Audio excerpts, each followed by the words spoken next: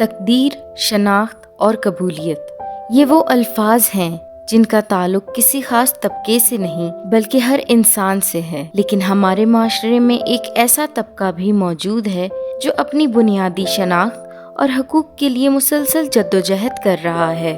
آج ہم آپ کے لیے ایک ایسے شخص کی کہانی لائے ہیں جن کے صرف نام کا مطلب خدا کا تحفہ نہیں بلکہ انہوں نے اپنے کام سے بھی ثابت کیا ہے کہ وہ خدا کا تحفہ ہیں۔ السلام علیکم، میرا نام ابشر بشارت ہے، میرا تعلق کوئٹہ بلوچستان سے ہے اور میں پاکستان کی پہلی ٹرانسجنڈر پولیس آفیسر ہوں۔ اسی کے ساتھ ساتھ پہلی ٹرانسجنڈر ہوں جو گریجویٹ ہوئی ہے بیوٹم یونیورسٹی سے۔ میں نے فائن آرٹس میں گریجویشن کی اور میں as a focal person of transgender community Balochistan especially Quetta میں کام کری ہوں۔ میں نے فائن آرٹس میں ایڈمیشن لیا تھا کیونکہ میں ایک آرٹسٹ ہوں۔ میری کافی فرینڈس جو ہیں وہ آلریڈی آرٹسٹ تھی and they have graduated in fine arts department. I have seen their life.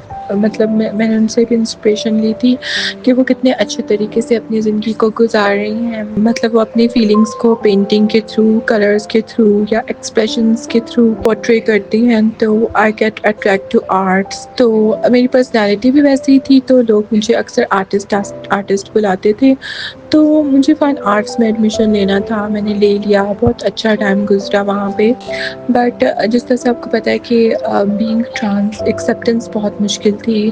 بہت لوگ بات نہیں کرتے تھے، بیٹھتے نہیں تھے، اٹھتے نہیں تھے۔ میں اکیلی کھانا لے کر آتی تھی، اکیلی کھاتی تھی۔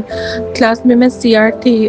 اپنی شناخت کو تسلیم کروانا ایک انسان کا پہلا حق ہوتا ہے، مگر جب کسی کی شناخت کو قبول ہی نہ کیا جائے تو انسان زندگی کیسے گزارے؟ بچوں سے بھی ہراسمنٹ ہوتی تھی، ٹیچرز کے ساتھ بھی ہراسمنٹ ہوتی تھی، ہر طرف سے ہراسمنٹ فیس ہوتی تھی۔ اپنی آئیڈینٹی چھپا کے گئی تھی یونیورسٹی، فیس پہ ماسک لگاتی تھی میں، جس کی وجہ سے مجھے استما ہو گیا۔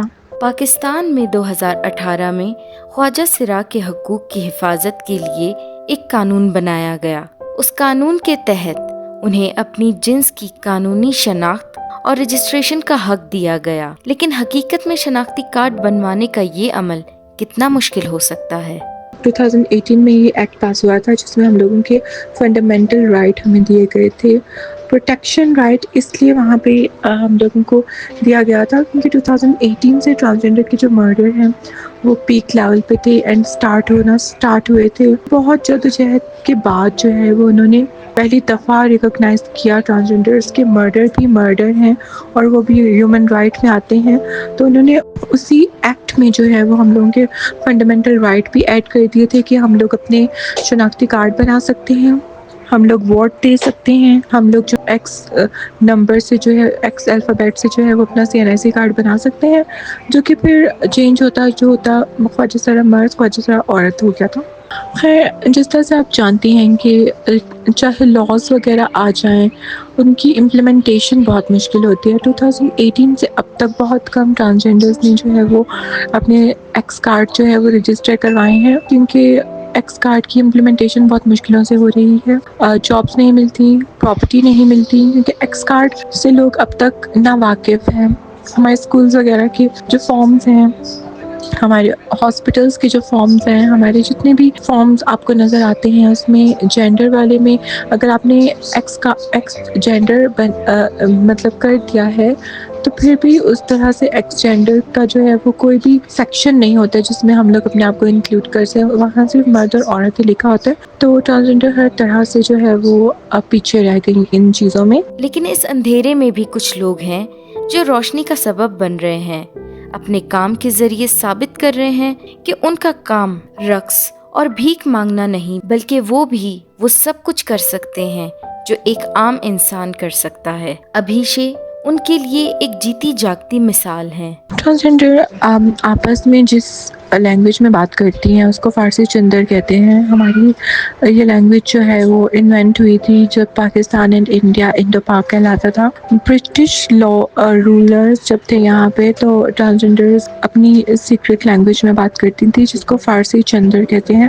سو بیسکلی آپ کو اس لینگویج میں جو ہے وہ سیکشول ٹرم زیادہ یوز نظر آئیں گی یا سنائی دیں گی جو وہ لینگویج بولتے ہیں۔ آپ کو عام روٹین میں جو وہ بولتے ہیں وہ ان کی اپنی لینگویج ہی ہوگی، لیکن جو ان کو سیکرٹ بات کرنی ہوتی ہے تو دے آر یوزنگ فارسی چندر۔ خواجہ سرا افراد نے اپنی شناخت اور روزگار کے لیے جدوجہد کی ہے، لیکن یہ جدوجہد یہاں ختم نہیں ہوتی۔ خواجہ سراغ کی جدوجہد ان کی کامیابیوں اور ان کے خوابوں کی کہانی ہے۔ یہ کہانی ہمیں بتاتی ہے کہ اگر ہم معاشرتی اور قانونی رکاوٹوں کو ختم کریں تو ہر افراد کو عزت اور مواقع مل سکتے ہیں جن کا وہ حقدار ہے۔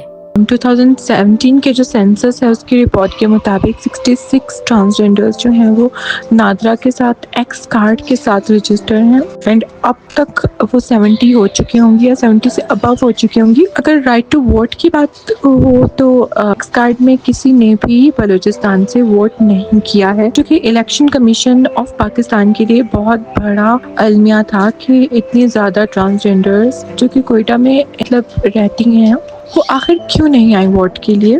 تو اس چیز کو انکلوسیو بنایا گیا ان کے لیے، ایک جینڈر کمپلین سیل بنایا گیا ECP کی طرف سے، ان کے لیے جو ہے وہ ان کے سٹاف کو ٹرین کیا گیا تاکہ وہ ٹرانسجینڈرز کو فیسیلیٹیٹ کر سکیں۔ وہاں پہ ٹرانسجینڈر پولنگ سٹاف بھی رکھی گئی، پچھلے سال، اس سال نہیں رکھی گئی، جس سے وہ اپنے لوگوں کو پہچانے اور ان کو لائن میں کھڑا کر دیں۔ یہ اختتام نہیں بلکہ شروعات ہے ایک نئے قدم اور کامیابی کی، اور ایک چھوٹا قدم جو بڑی تبدیلی کا حصہ بن سکتا ہے۔ یہ صرف ایک طبقے کی کہانی نہیں بلکہ ایک انسانیت کی کہانی ہے۔